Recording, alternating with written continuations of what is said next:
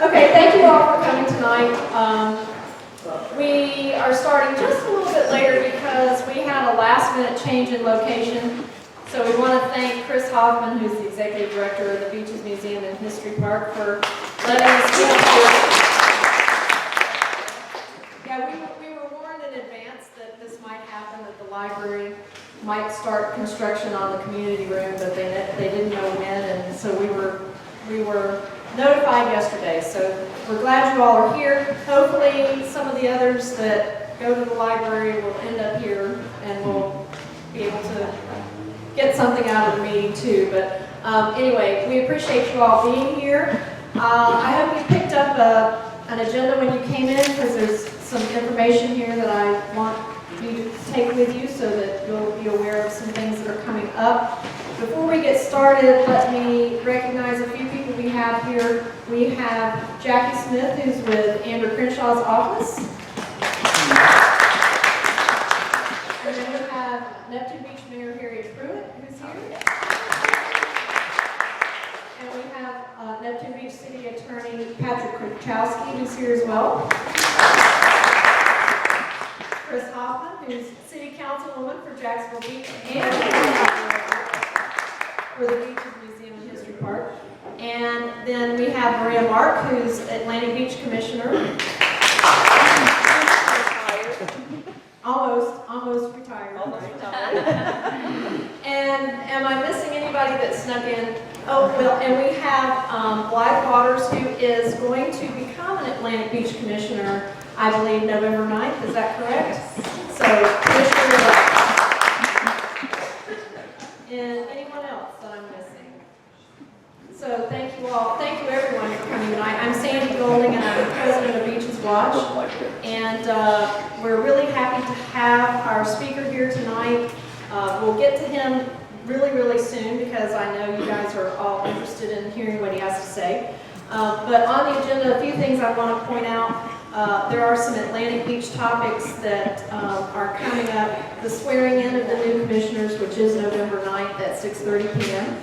And then also there is going to be some discussion regarding members of the Technical Advisory Committee for the Mayport Road CRA. And is that going to be at the 9th meeting as well? Yes, when the new commission is sworn in, they'll be discussing that. Okay, all right, great. And then Neptune Beach, Mayor Pruitt, I know that you guys have been working on the sign ordinance. Is there anything else? It was passed Monday night. Okay. Did I support it? No. But it's done, but it's done.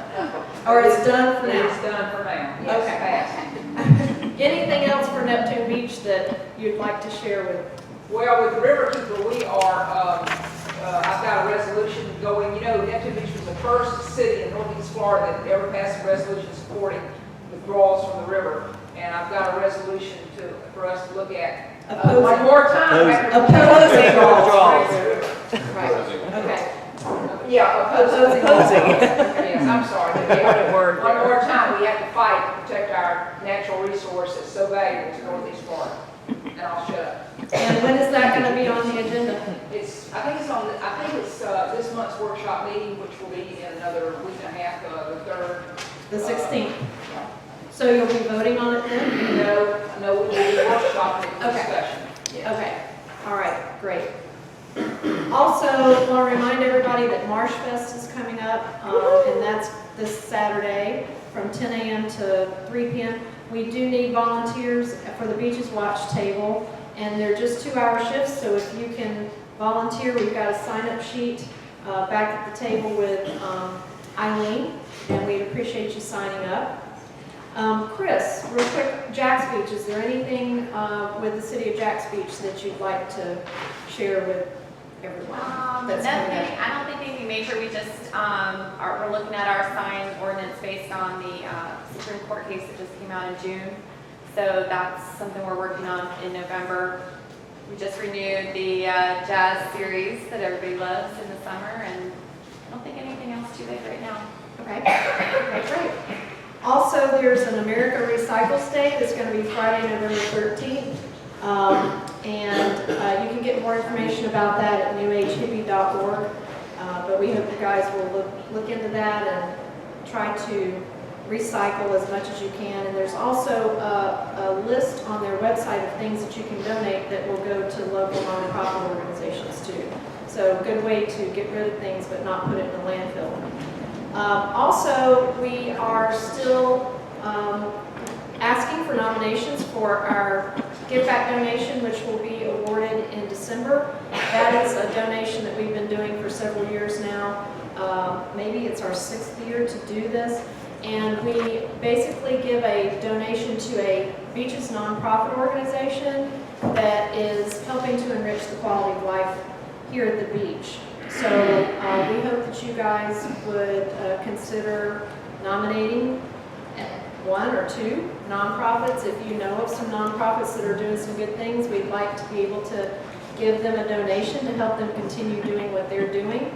And that deadline is Friday, November 13th.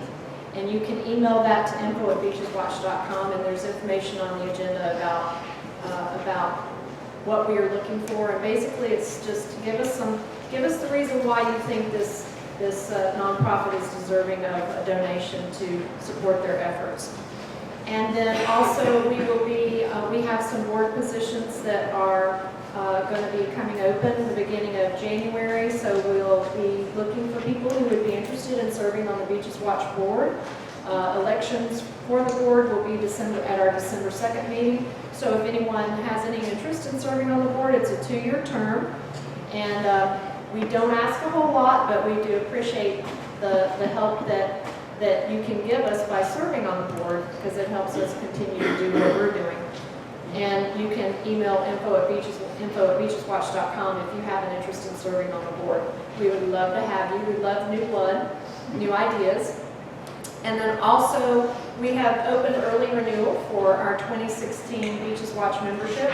We do have a new membership level, which is a student membership, and it's only $5, and that's for a year, and it's from January to December. So if any of you students that are here would like to join Beaches Watch, you would just help support what we're doing, and we would love to have you as a member. So you can pick up a brochure from Eileen and fill that out and join Beaches Watch. And then our December meeting is going to be the 2nd, when we'll find out where it's going to be. If it's going to be at the library, or if it'll be here, but we'll certainly let you guys know. And I guess, do we have any other announcements that anybody? Yes, Yeah, sir? November 21st, the Rightwell Festival is going to be at Seawalk, and it's a lot of it's marine awareness, from the right whales to manatee studies, turtles, so on and so forth. So that'll be at Seawalk, Saturday the 21st. Do you know what time? 8, help me out, 8 to 5? 8 to 5. Okay. 8 to 5. The Yeah. Rightwell Festival, Saturday, November 21st, 8 a.m. to 5 p.m. Seawalk. Pavilion. Yeah, Noah puts it on, Cheryl Bones, with Noah. It's pretty good. Okay. It's a good marine awareness for our area. So. Okay. Anything else? Yes.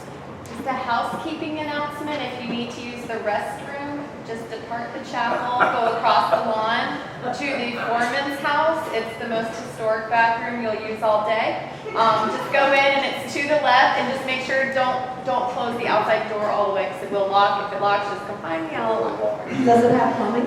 It does. It's actually modern plumbing. Okay, good. All right, so I'd like to go ahead and introduce our speaker for tonight. We have Jimmy Worth, who's the Executive Director of the St. Johns Riverkeeper, and he is here tonight to talk to us about the St. Johns River and the issues facing our river and what we can do to help the river.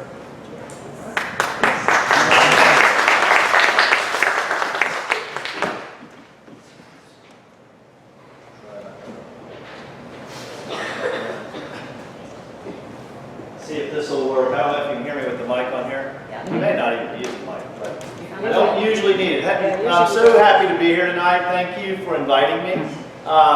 Love to have the opportunity to talk about the St. Johns River. I'll tell you a little bit before we get started about our organization for some of you that may not be that familiar with Riverkeeper.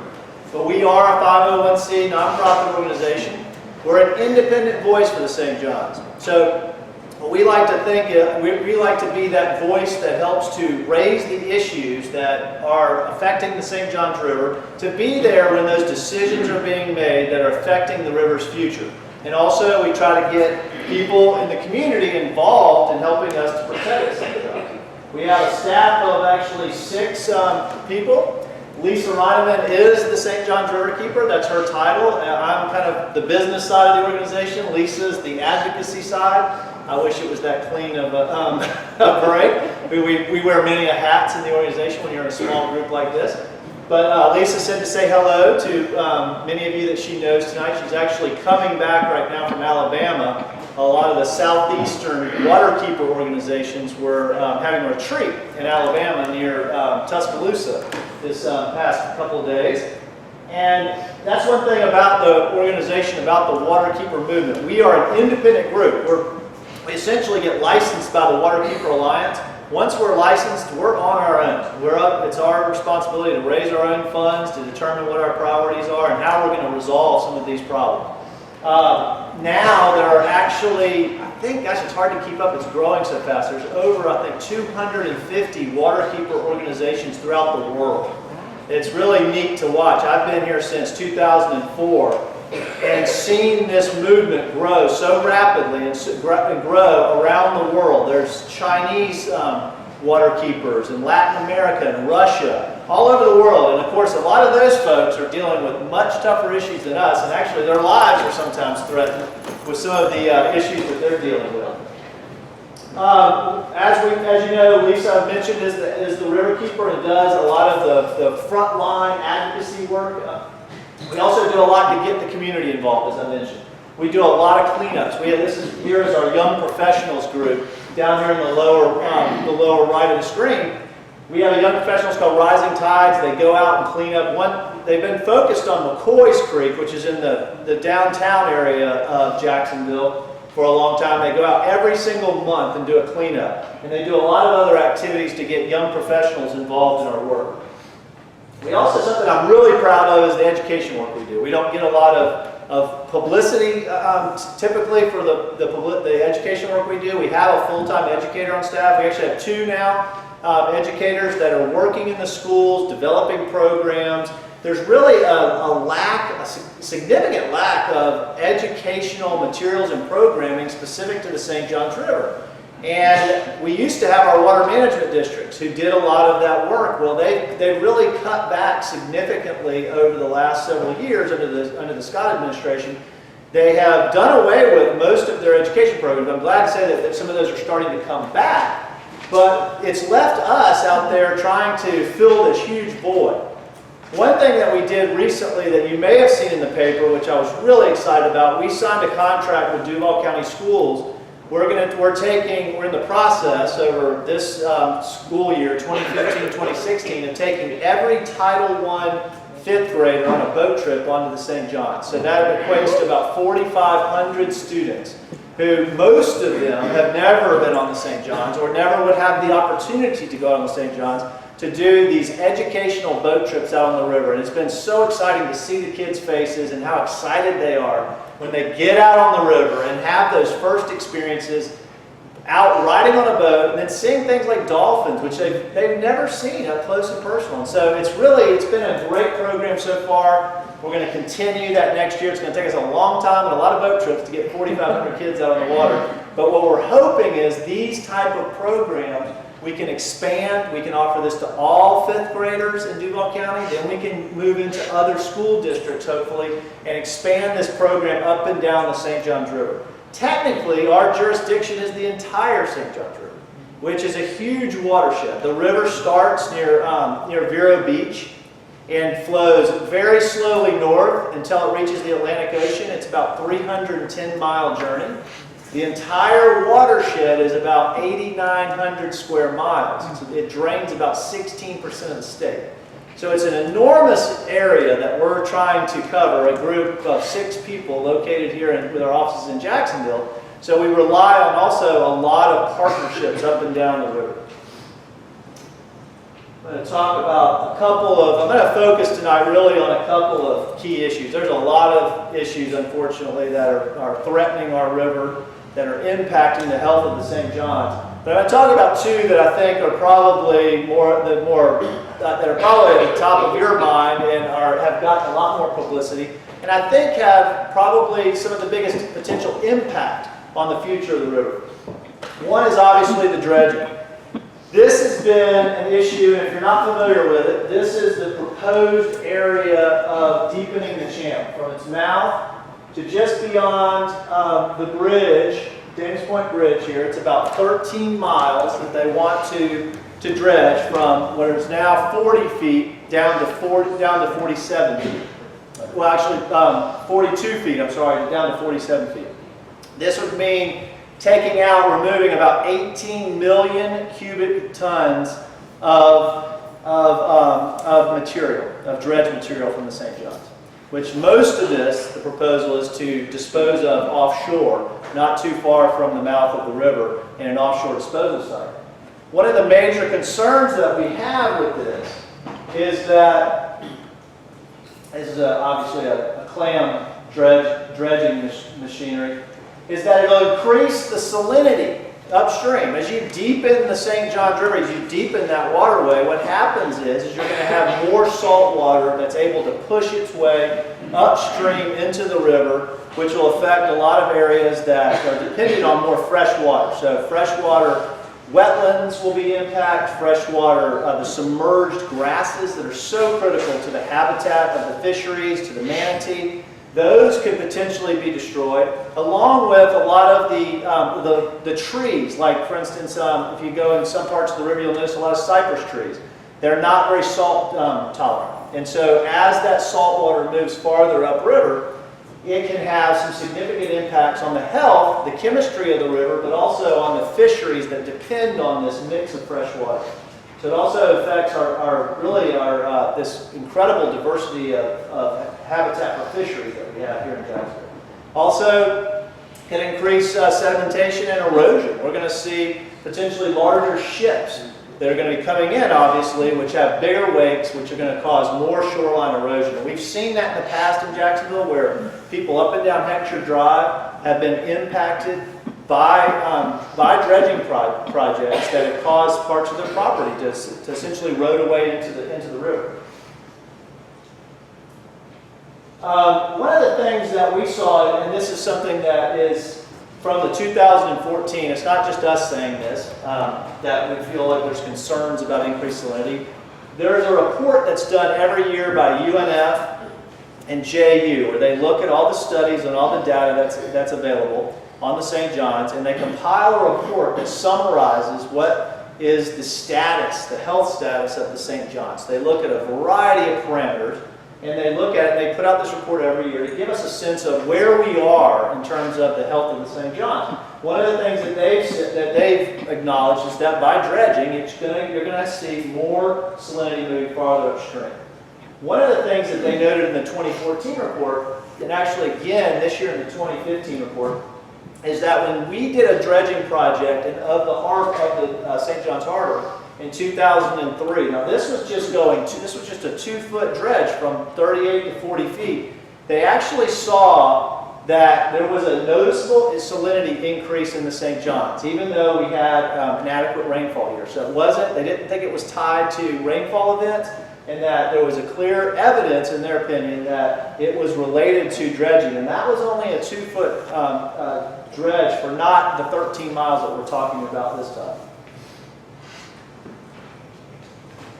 In the 2015 report, again, I think one of the concerns that we have is that not only is the dredging going to cause the salinity to move farther upstream, we're already seeing it happen.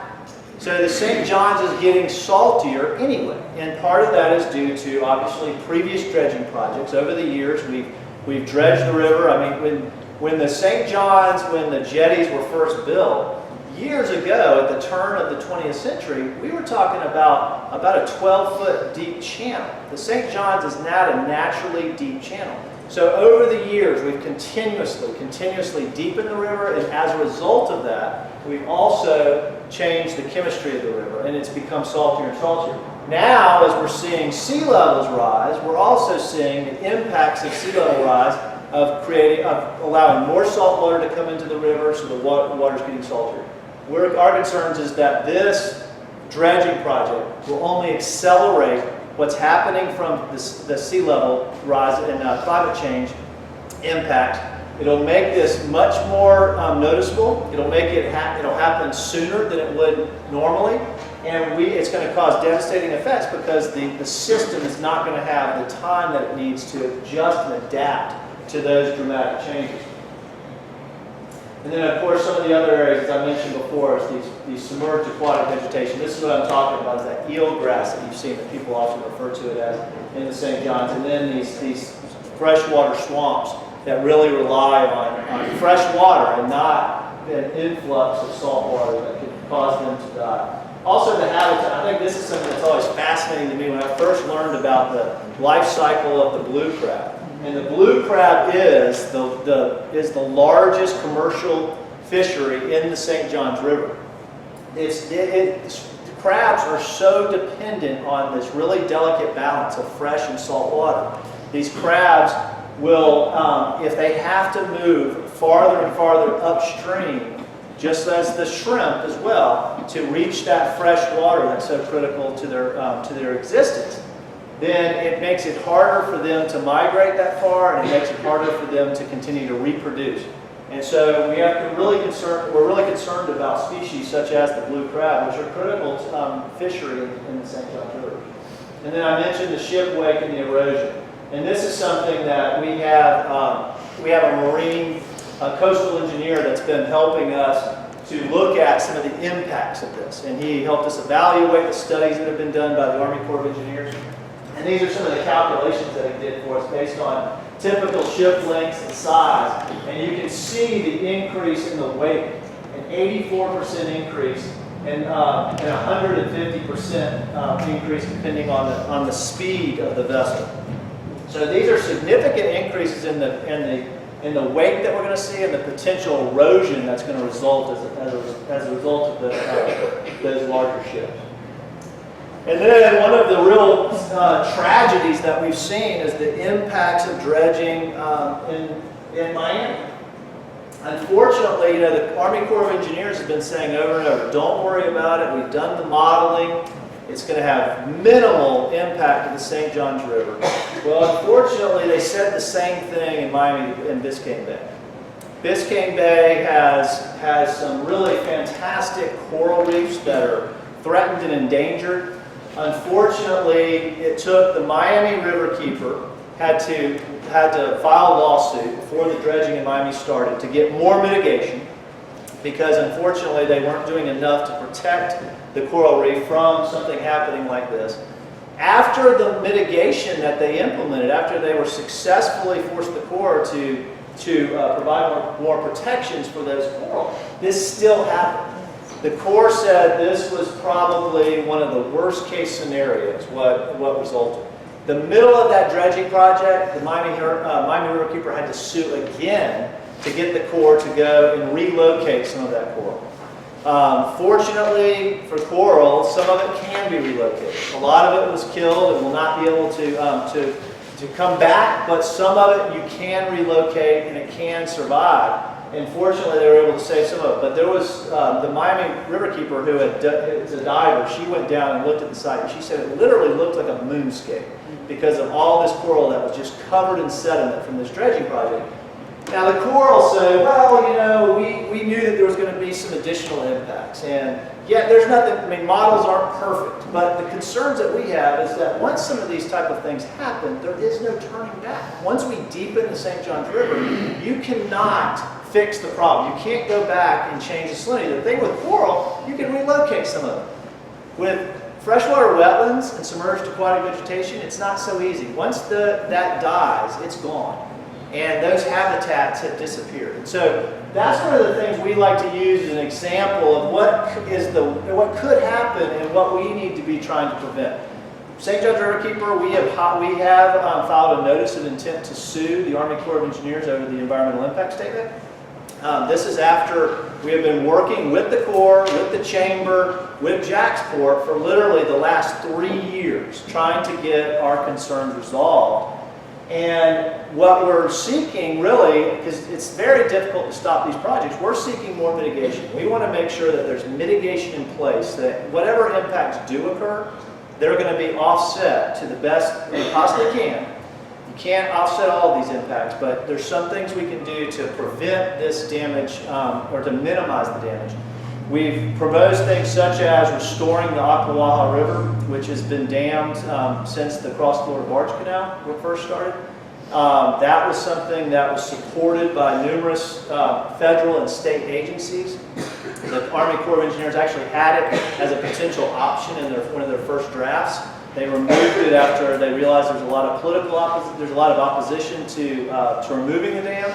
But we've been seeking solutions that can help us. Right now, unfortunately, the Army Corps of Engineers has very little in this plan for mitigation. Right now, it involves essentially purchasing about $2.8 million worth of existing conservation land, which is fantastic. We're all for purchasing conservation land. But that land is already in a natural state. It does absolutely nothing to mitigate for future impacts.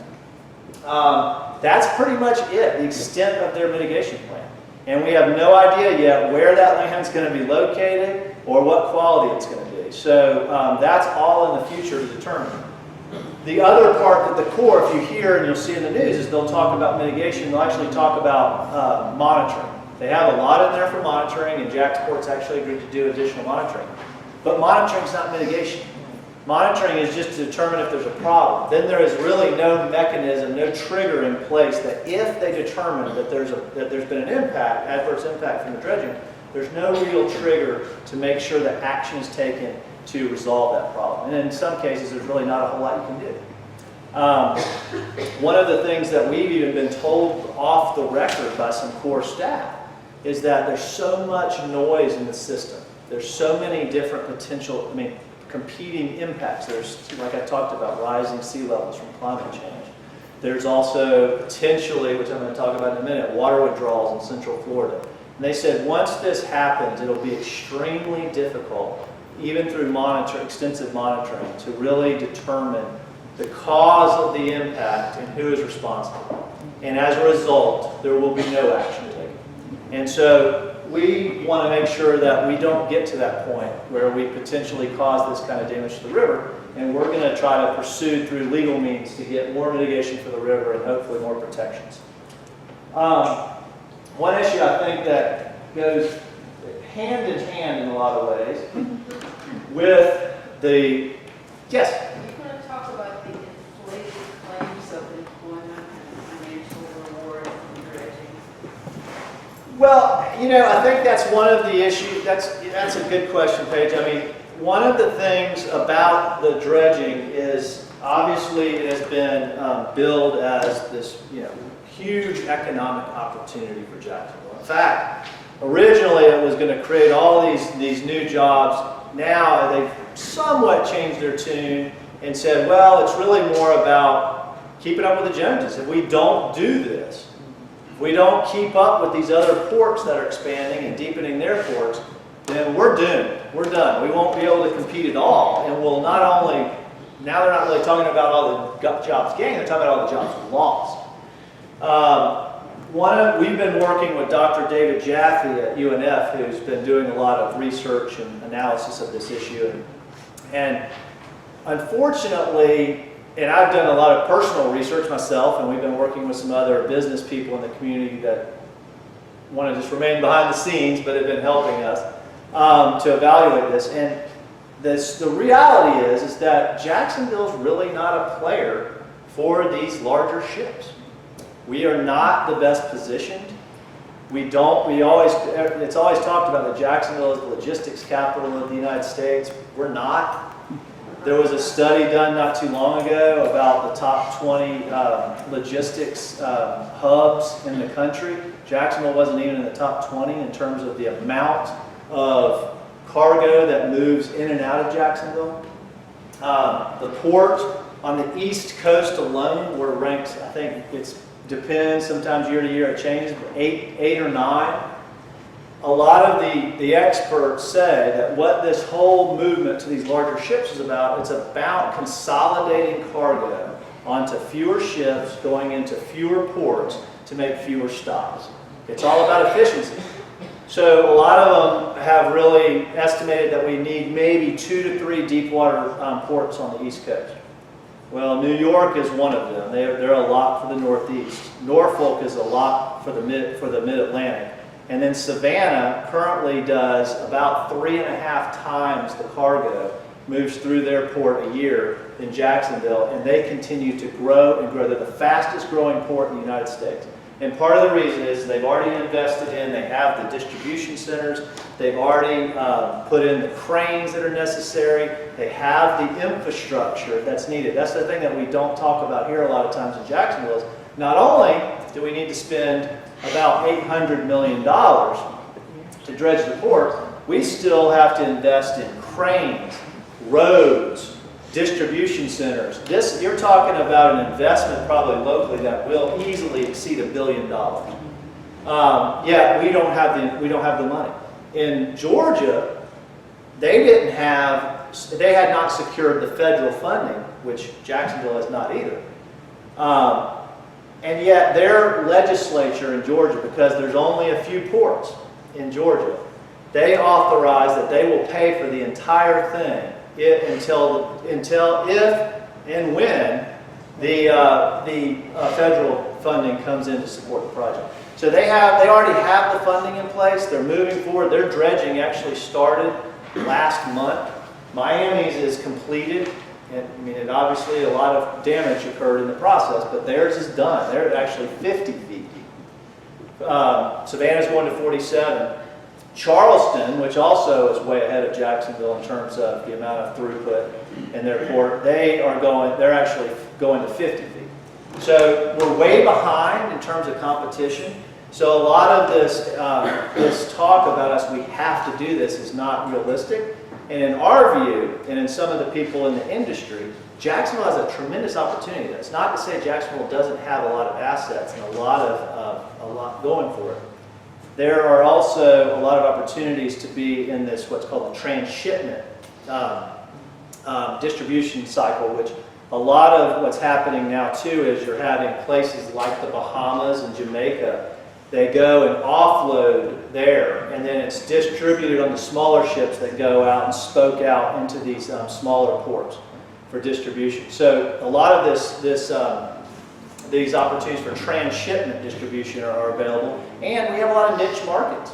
We have the lock on Puerto Rico. Puerto Rico's economy hasn't been doing so well, obviously, but Jacksonville has established Puerto Rico as they're the number one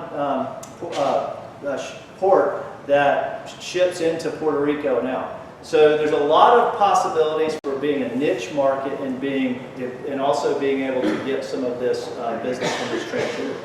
Sorry to go so long about it, but I do think it's an important point because I think that it goes hand in hand. You have to, as a community, whenever we're making these decisions, we have to look at this, the potential economic benefits and the cost to our environment and to taxpayers as well, and make an educated decision about what's best for the future of not only of our river, but for our community.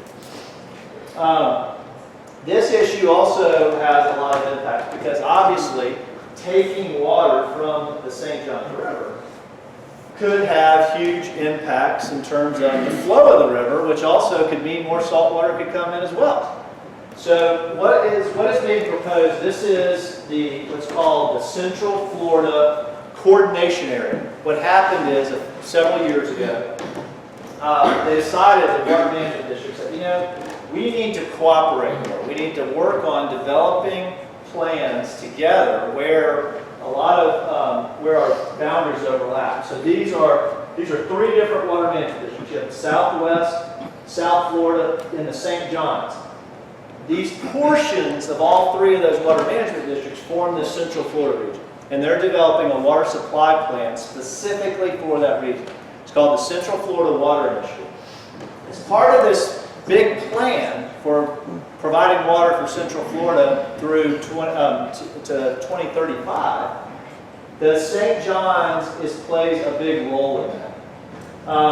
One of the things that they have determined through their analysis is that they project a 250 million gallon a day deficit in the future. So in other words, we're not going to be able to take water sustainably, continue to take it sustainably from our ground, from the aquifer, which is where 90% of the drinking water in Florida comes from. We're going to have to start looking to alternative water supply sources. And one of those sources is the St. Johns. They're looking at projects that total up to 160 million gallons of water a day coming from the river. Conservation, on the other hand, unfortunately, they've only anticipated that they're going to save 37 million through conservation. In our opinion, this plan is woefully inadequate in terms of how much it prioritizes conservation. This plan actually got worse from a previous draft. In a previous draft, they actually had 42 million gallons a day coming from conservation, and they downgraded that partially because the agriculture industry put pressure on them and said, no, we can't conserve anymore. And that's where the change came, is in the agriculture industry. Most of what they're anticipating with conservation in the agriculture industry is through what are called BMPs, best management practices. They're voluntary. The farms have to participate voluntarily and say, okay, we're going to give it our best shot. There's no real regulatory mechanism to hold them accountable to make sure that they are meeting their goals.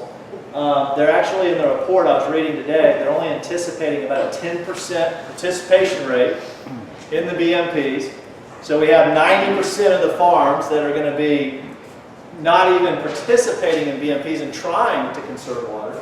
Now, that's not I don't want to beat up on agriculture, because there are actually a lot of farms that are doing a lot of good things to use water more efficiently.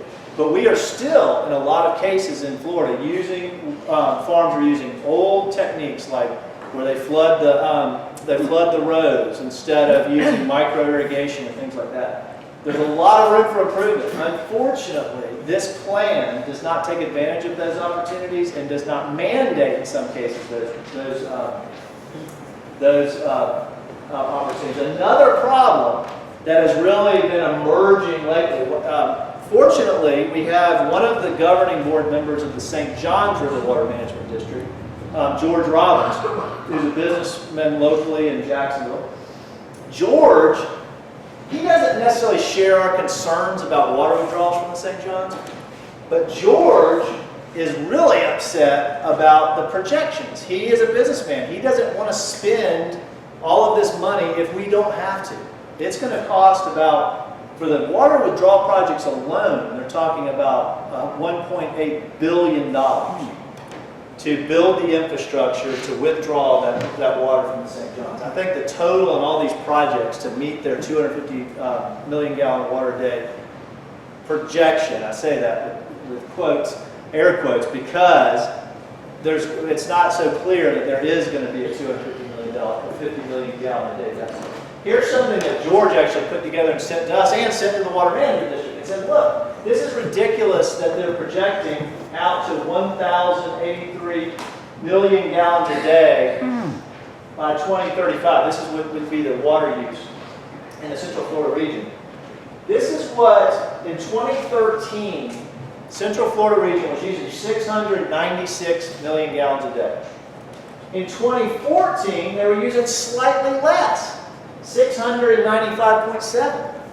The Water Management District uses a starting point in 2015, 850 million gallons a day. So this year, they started their projections at 850, despite the fact that last year it was less than 700 million. And so George, and what we're saying as well, we agree with them, is that the actual water use doesn't match the projections. And the trend line doesn't match the projections from the Water Management District. One of the things that they also are saying is that on the per capita. Yeah, sure. Why would the Water Management District say it was so much more? Well, Because they want to. well, one thing that they do, okay, is that when they had a cutoff period, they've been working on this plan for a while. So they had a cutoff period. They started around I think it was about 2010, they said, okay, that's when we're going to start doing our projection. Because if you look on their charts, it starts in 2010. I got you. And one of the things that they do is, in our opinion too, and I've seen this through the years dealing with the Water Management District, they want a cushion. And if you talk to them, they'll always tell you too, well, you know, we got to make sure that there's enough water available. And right now, one of the biggest pushback that they've received in these committee meetings developing these plans is from the utilities. Utilities have balked at all the water conservation measures.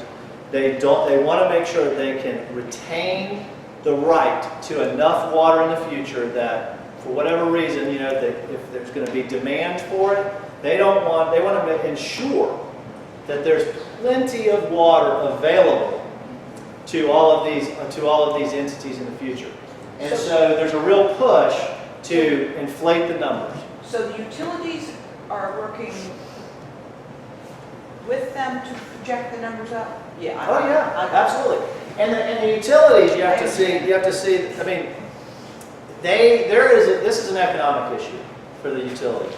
One, they want to make sure there's water for future demand, but also, and I've had this experience with JEA. They're all for conservation, but up to the point that it starts eating into the revenues. Now, JEA, they're a nonprofit, so they call themselves a cost recovery organization. Once it reaches the point where revenues don't match they don't bring in enough money from the sale of water to cover the cost of their overhead and maintenance, that's when they're no longer for conservation. And that's the same with utilities, especially for profit. When they start cuts into their profit, they're no longer for conservation. And that's the unfortunate thing about water, is that we sell water and they make money off of it. You know, the young people here, they're the ones, and their children are the ones that are going to be affected by the massive development that's going to happen and projected in Central Florida. They're the ones that are going to suffer. And they should understand, it's my understanding, I'm just starting to read about what it's going to look like around the globe in terms of water supply. And someone had told me a couple of years ago that water is going to be more valuable than oil. So this is something for them to look into, because there is going to be water shortages from what I understand. I'm just starting to read about it. Right. So that gives them a real concrete thing to know where you're coming from, to understand. Absolutely. Yes, sir. The water usage that you're showing here, how far back does your data go? The data? What was it in the 1960s? Oh, you know, honestly, I don't know. I don't have the chart. No. But this goes to 1995. And I mean, the good thing is, and this is what George Robbins would say too, you know, as a governing board member, is, hey, we're doing a good job. We're doing a much better job. You know, this is, you know, and they would attribute it to that we've done a good job with conservation over the years, which we've done some things in terms of conservation, but I would argue that we haven't been serious about conservation. And if we got serious about conservation, what can we accomplish? When you look at this, how the water use has dropped in the last, gosh, this is since 2005 or so. We've had a significant drop in water use, even though we've had population increase at the same time. So we're using water more efficiently. There's no real reason that this trend line should go up like that. And I'll show you one other thing. Yes. Would you explain the logic? What is the difference between the blue line and the red line? Okay, I'm sorry. You can't probably read it. The blue line is actual water use. So that is that's the actual water use for each of these years going back to 1995. And it goes up to 2014. The forecast, this is the forecast. This is what the Water Management District's forecasting up to 2035. This is the 5-year average. You know, so this is the plot line of how we've been trending. You know, so what we have is we have, you know, an average of where the water is in decline and what we're using. Another thing that I think is interesting that I'll show you real quick too is that these are the numbers that they're using in that report to get to those future projections. So this is what they have in there for 2010. Now this is gross per capita water. So this is water that comes from the public supply. That means comes from a utility. You're getting your water from a utility, whether you're a business or you're a homeowner. They use all the water that's used by businesses and homeowners, divide that total water use through the public supply by the number of people. And that's how you get the gross per capita. So they're using the exact same number in 2010 for the projections is in 2035. This number is actually higher than what the gross is today. And yet they're also projecting that we're not going to see any improvement in the amount of water that we use per capita over that period of time. Yes, sir. You addressed the cost of water. I wanted to mention, I've got 25 years in Tampa. I saw 25 years, millions of dollars in lawyers' costs, legal fees. You're probably aware of it, what I'm about to say, between Hillsborough County and Pinellas County over well water rights. So when people address the cost of water, and that's truly my concern for the island here, that they don't take out too much water, it collapses the sand, it can't fill it in. It's not like a sponge. Once it's collapsed, it doesn't absorb. But the cost of battling the availability and illegal aspects of water, of potable water, that has to be considered very seriously. Yes, sir. I'd like to ask in regards to the water use downstate when they start to develop. Are we doing anything in regards to lawns? Now, lawns take a lot of water, you know. Everybody wants to have a nice lawn and they just pump water out there whether it needs it or not. You know, all of a sudden, sometimes you see sprinklers going on when it's raining out. But if they started to develop down there and require the people to not have green lawns. Now, I have seen homes, beautiful homes, and my wife and I have been out in the Southwest and Southern California, and there's not a blade of grass any place. It's all rocks and stones, and it's pretty. I mean, you don't need to have a green lawn to have a nice looking home. I use rain barrels. Well, you're absolutely I right. use rain barrels all over. And typically, about 50% of the potable water that we use is outside the home for irrigation. In Central Florida, I saw it. They did some analysis of what the percentage people were using for irrigation, and it was about, I believe, the average was about 62%. So I mean, you're talking about 62% of water that we pump out of the ground, we treat to drinking water standards, and then we dump it on our lawn. The problem is that this plan really doesn't do anything to address that. There's some effort, like we do things like irrigation ordinances, they're not enforced. I think what you've seen happen out in California, that's foreshadowing of things to come, not only in Florida but across this country. And it was successful. For the most part, what they did, they basically said we've got to reduce water use. Each municipality has reduced water use by 25% on average, and they did it.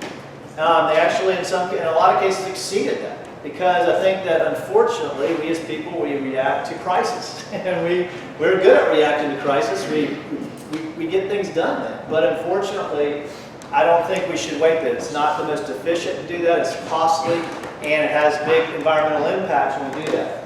But let me just say real quick that this is part of the problem, is that we're not taking conservation seriously. When I see numbers like this, and I see that they're projecting the same amount of water to be used, and actually using a number that's higher to begin with than what we're using today, we're using actually a lot less. We're using, I think now in Central Florida, it's down in the 140s. That one says that they're overestimating what's needed, which puts more of an emphasis on these expensive infrastructure projects, because then it pushes these communities into those water withdrawal projects, those expensive projects, because when they see that huge deficit and go, wow, how are we going to meet that demand in the future? We've got to be prepared by starting to get the ball rolling with building these desalinization plants, building these water withdrawal plants, instead of focusing on conservation. And it also sends a message that, you know what, they really don't think that water conservation is going to work. Because if this per capita number doesn't decline by 2035, then why even focus on conservation at all? And I think that's the thing that we have to get serious about, is really setting realistic goals and how much we can reduce water usage. I think it can be done. I think it can be done much more cost effectively. and it makes a lot more sense from an environmental perspective. And when you talk about taking too much water to the ground, especially here in coastal communities, we're seeing it up in, it's the same aquifer that we get our water from in Georgia, that they get their water from in Georgia and parts of South Carolina and into Alabama. In South Carolina, in Georgia, up in the Savannah area, they just recently basically agreed the utilities there to reduce water usage by 20% because they're trying to avoid a water war with South Carolina because they're seeing saltwater intrusion into their wells. Seeing saltwater intrusions in their wells in Savannah, in Charleston. They've actually had to put moratoriums in some places on water withdrawals in South Carolina and in Georgia along those coastal communities because they're starting to pull saltwater. In Jacksonville, it's happening too. I don't know if you remember a few years ago, they had to build a pipeline under the St. John so that they could get water from the west side of the river over to the east side because the wells on the east side closer to the ocean are starting to suck in salt water. Once salt water enters into your drinking water supply, it's over. And they've seen that in St. Johns County as well, where some of the farmers a few years ago, it was a really dry season. They were in St. Johns County, they were pumping some salt water out of their wells of their farms. That is not good for a farm. Your business is over once that starts to happen. And so that's the thing we have to try to avoid in the future, and that's by using water more sustainably. The beaches cities are particularly vulnerable to that. I don't understand what sense it makes for the state of Florida to allow Nestle and Coca-Cola and people like that to suck the water out of Zephyr Hills and ship it out of state. I agree. I think that I agree that the bottled water makes no sense because they basically, I don't know if you know, but when you go to get a permit for a consumptive use permit, and that's the permit that you need to be a self-supplier, as they call it. You're going to pump your own water out. You're not going to get it from the public supply like a JEA. You're going to pump it out of the ground yourself. You get a certain amount of water that you're allocated. Those permits generally cost you maybe $500 or so.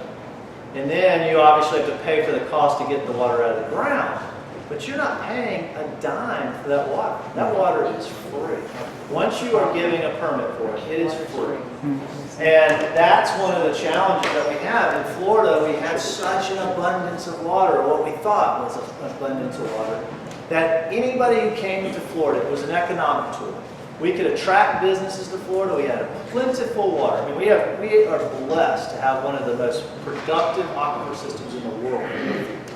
And so you look at places like even the University of Florida, from what I've heard, is in Gainesville because they promised them all the water they wanted if they would put the university there. And so it attracted a lot of businesses. It attracted a lot of bottling plants, and we're still giving water out. The one thing I will say though is, I think it's more a symbolic concern from the bottling plants because the percentage of water that they take out is so small. There's so many other businesses that use vast volumes of water. I think it comes down to this, frankly for me, is that at some point we as a state are going to have to get realistic about deciding who gets the water, what are the priorities for the use of this public water supply that belongs to all of us. Who do we give it to? And what businesses should get it? Look at things like, I like beer. Beer uses a lot of water. And Anheuser-Busch is using a lot of water. Now, they're doing a great job of continuously reducing the amount of water it takes per barrel of beer that they produce. But it's a tremendous amount of water that they are pulling out. Probably, I don't know, in the area of 20 million gallons of water a day. And same with Georgia Pacific down in Putnam County. They're pumping out 20 plus million gallons a day to create paper products that we all use. But we're going to have to, I think, at some point as a state, prioritize how that water is allocated and distributed. In Georgia Pacific, there's the additional problem of dumping that back into the river, contaminated. Absolutely, absolutely. I think no one pays for water in Florida. You pay for the deliveries. So to say we're paying for water, but Coca-Cola or bottling people are not, is not really true. None of us pay for water. we pay for getting it to your house. You pay for the distribution, but now we do pay for it in terms of we do have tiered rates now. So the more you use, the more you're paying. And that's not tied to the distribution cost, obviously. That's an additional amount that's supposed to be, in a sense, punitive. It's the idea of tiered rates. All utilities, well, not all of them, but most utilities have tiered rates. JA has it. They do step up the more water you use, but they don't step up steep. They're not steep enough, those tiered rates. And so it's really not a deterrent for a lot of people. But you're correct. I mean, we're all guilty of this. And when I look at this, I do this PowerPoint presentation, I'm not shaking my finger at Central Florida. I can tell you right now, Central Florida actually uses far more wastewater for reuse than North Florida does. They use, in some places, about 90% of the wastewater they produce is treated to standards that they can be reused for irrigation. So they're doing a lot better job than we are. Jacksonville and JA does about 15%. So, I think that it's not. We are just as guilty. I think this is a lesson for all of us. That I think it's disingenuous and frankly it's hypocritical for us to criticize Central Florida when we're doing the same thing in Northeast Florida and not using water as efficiently. I think this is a lesson for all of us. We're all in this together. We all drink water from the same aquifer, and we got to figure out how we can get serious finally in this state about treating water as the precious, limited resource that it is, and taking measures to conserve it. Yes, I'd like to mention, you mentioned California. They've got a water problem. And they're one of the leaders, I think, in the country of trying to conserve on water and energy. And what they've done now, I'm an engineer, and I just read on the internet here 2 or 3 weeks ago that the state of California now is banning cooling towers. Now, cooling towers, a lot of people don't realize, but cooling towers take a lot of water. A lot of evaporation. You see it go up in the air, but you know it goes up in the air, but you don't see it. But they're banning cooling towers because they use so much water. But also, when it comes to growing nuts, I think pistachio takes like 1,200 pounds of water to make 1 pound of pistachio nuts that they get. And they're starting to force the farmer, don't grow any more of those trees that take a lot of water because we're running out of water. Yeah, but Southern California is mostly a desert. They try to make a giant green city out of Southern California, which is naturally a normal desert area. Is Amendment 1 doing anything with this?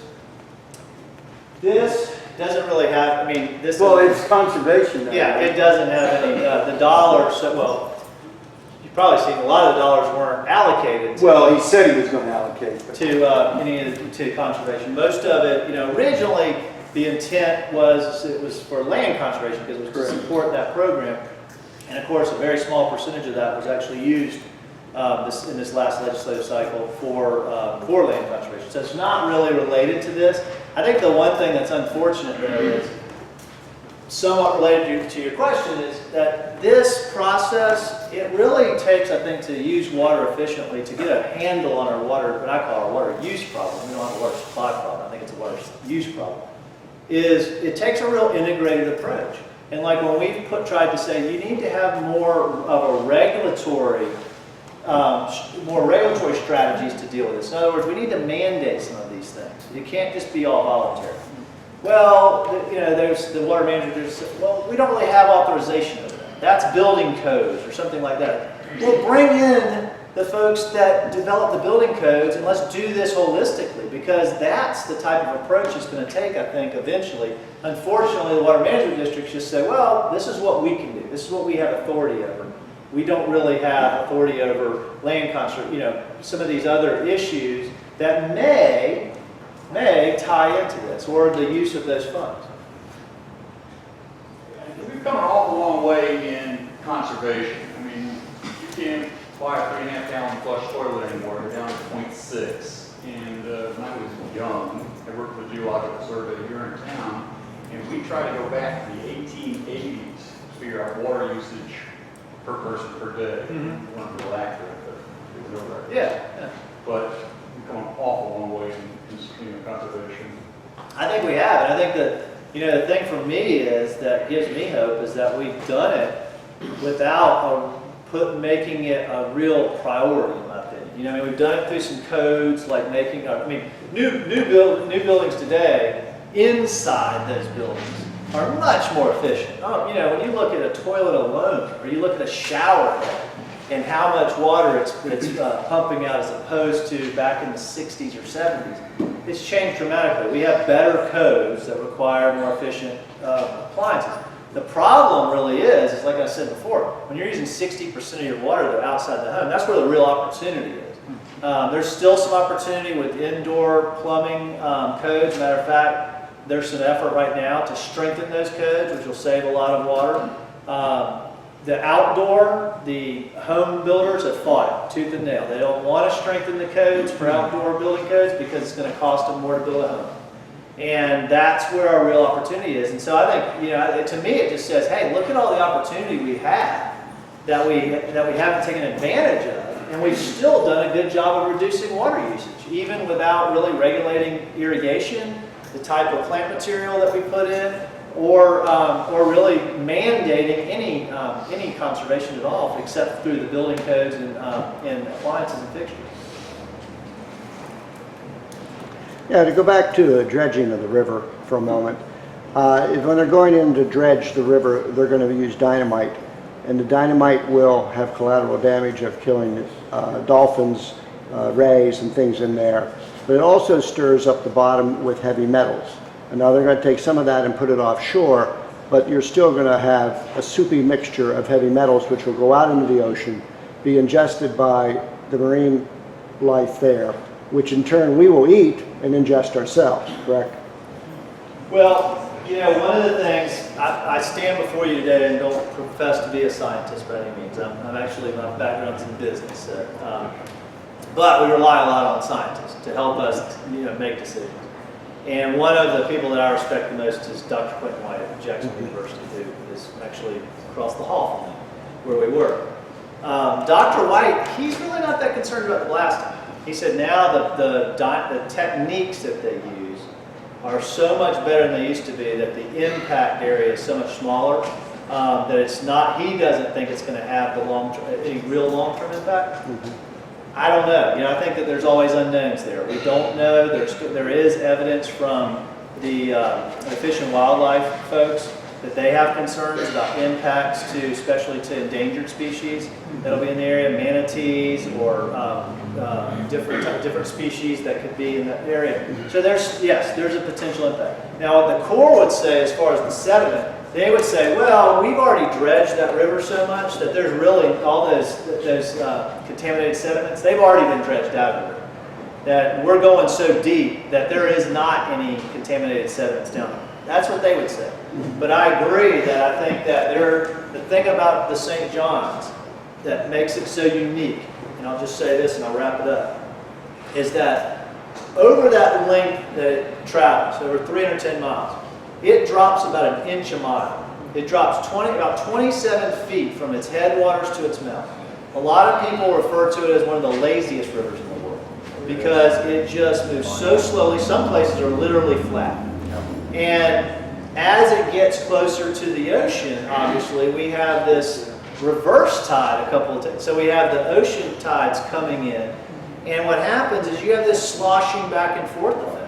And I've even seen, it's really interesting to see a model that they showed, a time-lapse model where there was a spill in Palatka, there was a sediment pond that overflowed, holding pond that overflowed, and all this sediment came in. And this plume of water just stayed in the river and didn't really move that far for a long period of time because the river sloshes back and forth. And so what goes in the river stays in. And what happens towards the mouth of the river is it drops a lot of sediment because of that too. So there's a lot of suspended solids and sediments that are moving their way from farther south and are depositing out into the St. Johns.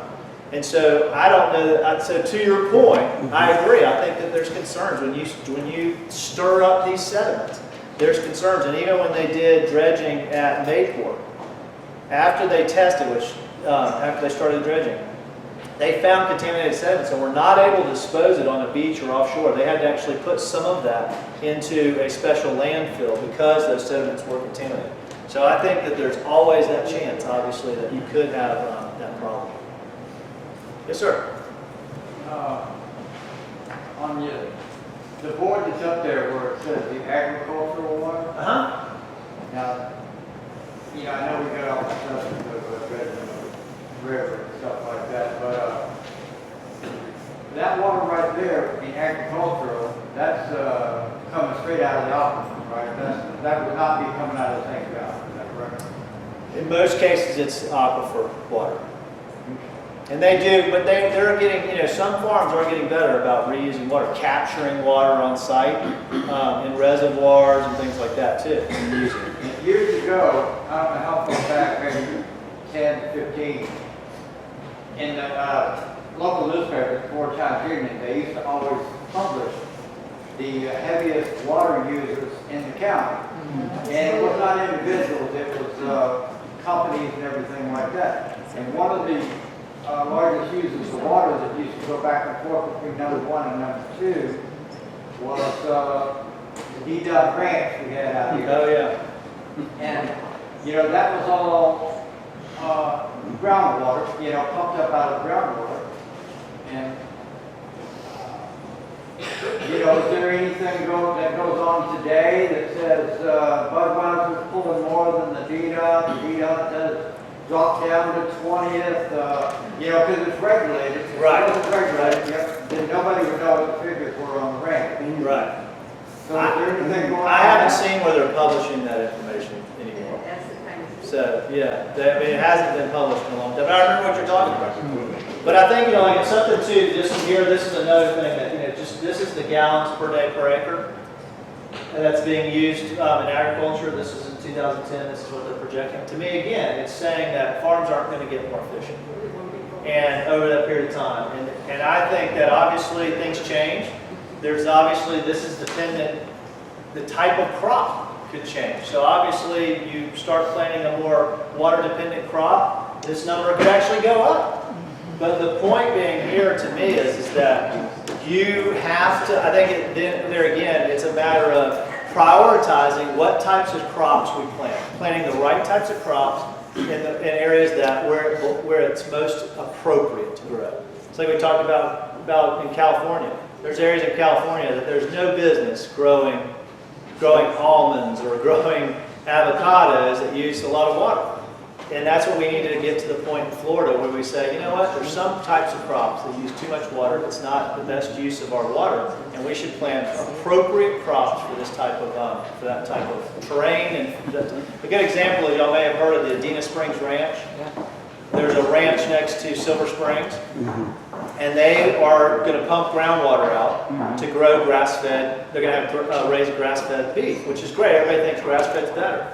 Well, they're doing it in sandy, karst environment where they're going to have to try to grow grass to feed fatten up these cattle.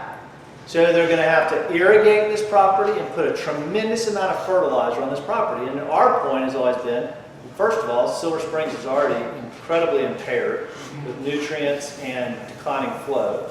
And you're going to do it in the spring shed of Silver Springs, but you're doing it in an area that is completely inappropriate for grass-fed beef. You should grow it in an area that's not in a karst environment where you're going to have it. So it's a matter of, I think, prioritizing where we grow things or where we allow things to be grown and growing the appropriate crops. Can I ask you one more question? Sure, and then I'll wrap it up. I know y'all got it. We took a family trip, a little ride in the country. We went to Orange Springs, I believe it is, on the west side of Rodman. And so I asked one of the local townspeople, I said, hey, where's the springs at? You know, my granddaughter wants to go swimming. And I believe he said that it's not there anymore, that the water company has bought it or whatever, and they pump all the, you know, they use all the water for their bottled water. Is there any truth to that little story there? There's been some springs that have actually dried up. The springs are gone. The springs are, we've got a serious problem with our springs, unfortunately now. Silver Springs is kind of the poster child of a lot of the springs because we've seen the flow of Silver Springs, the historic flow has declined something in the area of 30%. The nitrates have increased something like 20-fold. And we've seen the decline of the biomass of fish has declined by 90% in Silver Springs. If you go to Silver Springs, if you went there as a kid and took the glass bottom boat, it's not the Silver Springs that you would remember today. You look down, there's fish, but you're not going to see the diversity of fish you once saw or the number. And you're going to see a lot of green algae. It's not that gin clear water that it once was. And that's something that's really emblematic of happening to a lot of our springs throughout the country. In a lot of ways, our springs are the canary in the coal mine. They're the windows into our aquifer. They're showing us what's happening down below our feet in the groundwater and the problems that we're going to face if we don't address these nutrient problems. Are And you these. from the state? I am. Do you remember the Itchitucky? Oh yeah. It was clear and. Yeah, it's a shame to go to some of these springs now and see how much algae. I mean, it really is unbelievable. And some of the springs are really choked. It's gone. In our area, does the St. John's River Water Management District know who's using water? Do they know how much Jacksonville Beach or Budweiser or whoever, do they know how much water they use? They have to they have to do reports. It's self-reporting. So that these different entities that have a consumptive use permit do have to self-report. So they have to do reports of how much water they're using. There's not a lot of monitoring. That's one of the things that they can do better is all the wells are they're not monitored at the wellhead. And that's one thing that I think is the improvements that have been recommended. I've been involved with this group called the Florida Conservation Coalition. We put together a white paper on conservation. And one of the things was we need to monitor every wellhead needs to be monitored. I'll say one other thing too. From a business perspective too, I've been also working with Preston Haskell, who's the owner of the Haskell Company. And Preston, he's a free market guy. He believes the market will solve all our problems. I believe it'll solve part of the problem, but you still have to have regulation, you still have to have education, you still have incentives. But his thing is listen, if we would just put a charge at the wellhead, every single gallon that's pumped out, let's put a charge on it. And maybe some types of water users, like agriculture, they don't get charged as much because obviously their margins are pretty slim in the farming business. So maybe we charge them less, but we've got to at some point charge for this water. And he said, then we'd have excess, we'd have this money that we could pour back into conservation. But anyway, I think that there's a lot of potential solutions that we need to look at. Judy, I think you want us to take some action. I've been following along here for a couple of years, and it seems like the dredging was a big problem, but the money's not there, so that's not the immediate problem. Right. The ranch might have been approved already, that's over by the water tables by Silver Springs, so that's gone. We can't do much about it right now. And that's a big deal. So the third one is this, and they're going to have their board meeting on the 10th. So you're asking us to write to the commissioners. Correct. Two things you can do. Two things. Back on the back table, there's a fact sheet about both of these issues, dredging and about water withdrawals. You can take that. There's contact information on both. The water withdrawal, the water supply plans are going to be voted on. The Central Florida Water Initiative has already voted to approve the plans. Now each of the water management district, there's 3 water management district boards have to vote to approve. So the St. John's district is next Tuesday.